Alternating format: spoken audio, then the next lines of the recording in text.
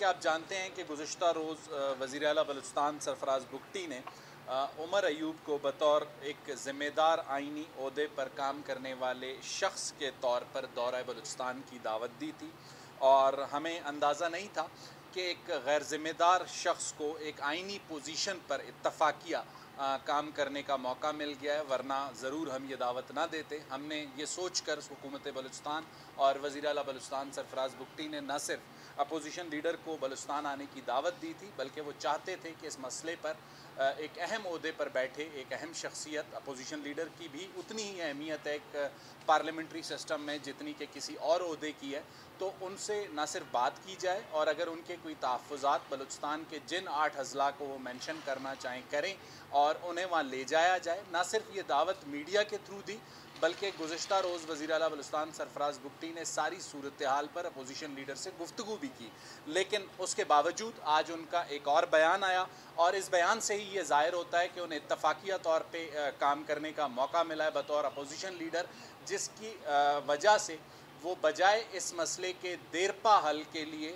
کوئی کردار ادا کرتے بطور اپوزیشن لیڈر، وزیر اعلیٰ کے ساتھ بیٹھتے، وزیر اعلیٰ کی بات کو سنتے، صوبے کی صورتحال کو جانتے اور اس کے بعد اپنا کوئی ایک موقف بناتے، انہوں نے آج ایک بار پھر ایک نیا شوشہ چھوڑا ہے۔ وزیر اعلیٰ بلوچستان سرفراز بگٹی اس بات پر واضح ہیں کہ بلوچستان کی جو لا اینڈ آرڈر کی سچویشن ہے وہ ٹھیک نہیں ہے، اسے ٹھیک کرنے کے لیے جو کام کرنے کی ضرورت ہے، صوبائی حکومت، وفاقی حکومت، سارے اس پر کام کر رہے ہیں، اور جس چیلنج کا صوبے کو دہشت گردی کا سامنا ہے گزشتہ 2 دہائیوں سے، اسے کنٹرول کرنا ہفتوں یا دنوں میں ممکن نہیں ہے۔ لیکن اس کے باوجود عمر ایوب صاحب نے آج ایک نیا چیلنج کیا ہے۔ عمر ایوب صاحب اگر اپوزیشن لیڈر کے ایک آئینی عہدے پر موجود ہیں اور اس عہدے سے عہدہ برآں ہونا چاہتے ہیں، تو وزیر اعلیٰ بلوچستان سرفراز بگٹی کی دعوت اب بھی ان کے لیے موجود ہے، وہ کوئٹہ تشریف لائیں۔ رہ گئی بات جلسوں کی چیلنج کا، جب جلسوں کی ضرورت ہوگی تو وزیر اعلیٰ بلوچستان جلسے بھی کریں گے، ماضی میں بھی کرتے رہیں اور اب بھی کریں گے۔ آنے والے دنوں میں بلوچستان میں مختلف جگہوں پر جو بھی انہیں پاور شو کرنا ہوگا وہ کریں گے، اس کے لیے انہیں عمر ایوب کے مشورے کی ضرورت نہیں ہے۔ ایک اور اہم ایشو جو اس وقت آپ کے نالج میں لانا ضروری ہے، اس سے قبل ایک پریس کانفرنس میں ہم نے بتایا تھا کہ قومی شاہراہوں کی بندش کے حوالے سے ڈسٹرکٹ ایڈمنسٹریشن کو ایک 3 ٹیئرز فارمولہ دیا گیا ہے۔ بہت سی جگہوں سے یہ شکایات آ رہی ہیں کہ قومی شاہراہوں کو مختلف ایشوز کی بنیاد پر کوئی بھی ایشو بنتا ہے، کسی بھی جگہ پہ قومی شاہراہ کو بند کر دیا جاتا ہے۔ وزیر اعلیٰ بلوچستان سرفراز بگٹی نے کل اس پر ایک لا اینڈ آرڈر کی میٹنگ کال کی ہے، اور تمام جو ڈسٹرکٹ ایڈمنسٹریشنز ہیں ان سے اس پر جواب طلبی کی جائے گی کہ انہیں جو 3 ٹیئرز فارمولہ دیا گیا تھا، اس 3 ٹیئرز فارمولے کی عمل درآمد میں کہاں پر ناکامی ہے، کہاں پر پرابلمز ہیں، اور اگر اس میں ڈسٹرکٹ ایڈمنسٹریشن کی کوتاہی ثابت ہوئی تو ان کے خلاف بھی کارروائی کی جائے گی، اور جو آگے کا لائحہ عمل ہے وہ کل کے اجلاس میں طے کیا جائے گا۔ کوئی سوال ایک ایک کر کے اگر سوال ایک بات کی کہ انہوں نے کہا کہ سٹنگ ایم پی اے سٹنگ منسٹر کو کوئٹہ سے 20 کلومیٹر یا 20 منٹ کے فاصلے پر جو ہے کلگم تنظیم کے لوگ جھنڈے پہنے ہوئے ان سے اسلحہ لے رہے ہیں، تو اس صورتحال میں کس طریقے سے جاؤں گا، اور کس سی ایم یہ دعویٰ کرتے ہیں کہ وہاں پہ پوری بلوچستان کا وزٹ کرائیں گے؟ دیکھیں،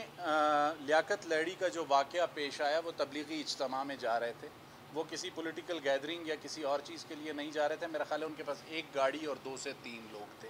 جو صورتحال انہیں پیش آئی، انہوں نے جس طریقے سے بہتر سمجھا اس صورتحال کو ہینڈل کیا۔ عمر ایوب صاحب جب بھی کوئٹہ آنا چاہیں، بلوچستان حکومت ان کی میزبان ہے، ان کی سیکیورٹی کی ذمہ دار ہے۔ سر، گورنر بلوچستان کی جانب سے بھی ایک بیان آیا، ایک ایک کر کے اگر سوال پوچھ لیں میں سب کو رسپونڈ کروں۔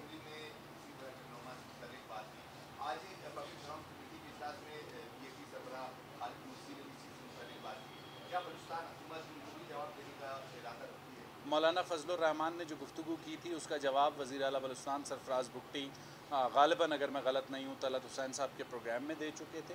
اور رہ گئی خالد مکسی صاحب کے اسٹیٹمنٹ کی بات۔ خالد مکسی صاحب کے اسٹیٹمنٹ کو اگر آپ پڑھیں اور مولانا فضل الرحمان اور عمر ایوب کے بیان کو دیکھیں تو تینوں میں بہت فرق ہے۔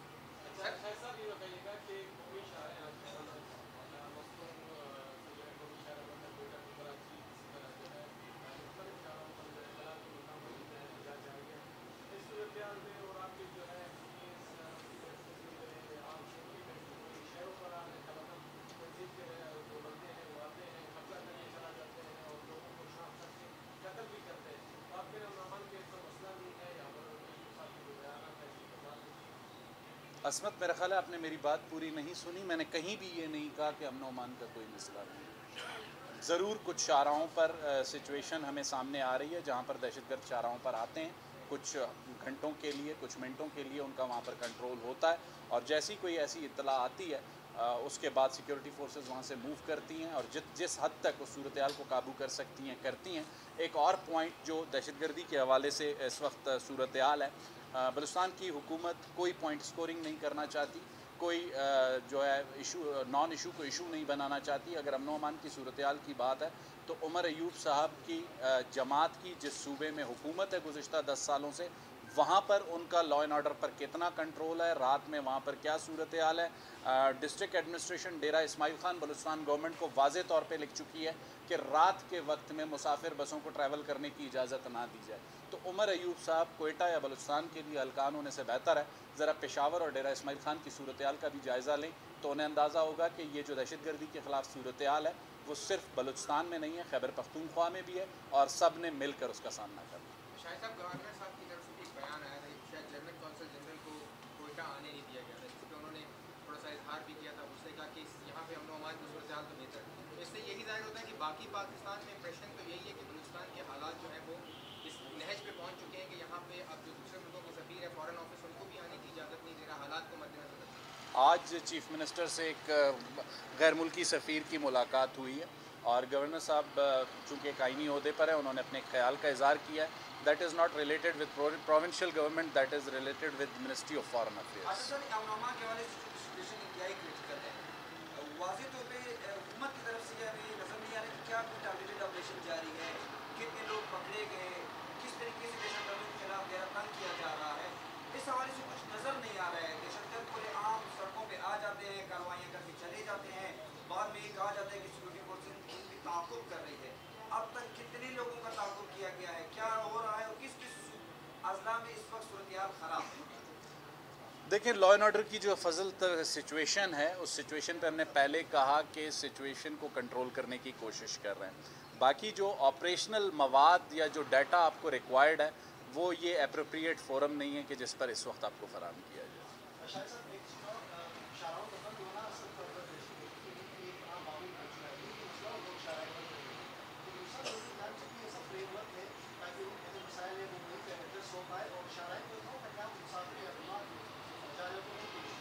मेरा ख्याल है मैंने यही बात कही कि डिस्ट्रिक्ट एडमिनिस्ट्रेशन को एक 3 टियर फार्मूला दिया गया था और कल की मीटिंग इसी चीज़ पर बुलाई गई है कि उस 3 टियर फार्मूले पे क्या अमल दरामद में मुश्किलात हैं या नाकामी है, वजूहात क्या हैं जिसकी वजह से मुसाफिरों को मुश्किलात का सामना करना पड़ रहा है। यही बात मैंने प्रेस कॉन्फ्रेंस में की।